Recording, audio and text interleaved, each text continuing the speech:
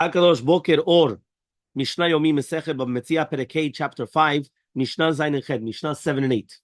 Okay? There's Mishnayot over there. Right? Yeah. They're very interesting. I just did them. They're very, very interesting. 100%.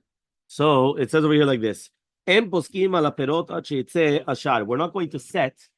going to set a price and pay in advance for produce until the market price becomes established. Once there's a market price which is established, so then we can set a price and pay in advance. Right? Even though one person doesn't have it, the other one does have it. Okay? He says if the seller was the first of the harvesters to bring it in, so then again he could set a price and pay in advance, right, for the stock. Similarly, the same thing on a tub of grapes. Or also on a vat of olives. Or for earthenware vessels, right? He says that will be made from balls or potter that has.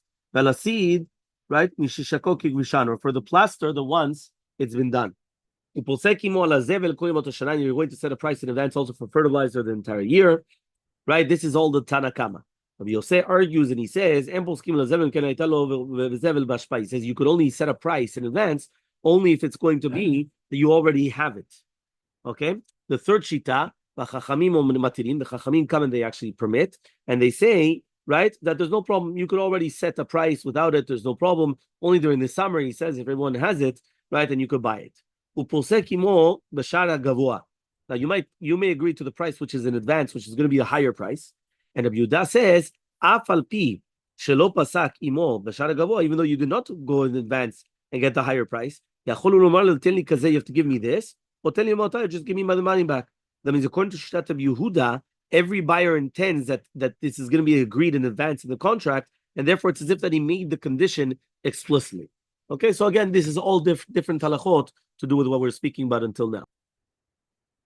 Malve Adam et arisav chitim bechitin lezera. A person, this is Mishnah Chet, yeah? Mishnah number 8. A person may lend his sharecropper wheat for wheat. What does that mean? He may give a certain amount of the wheat kernels and then afterwards give the same amount of the food, okay, that he's going to be planting.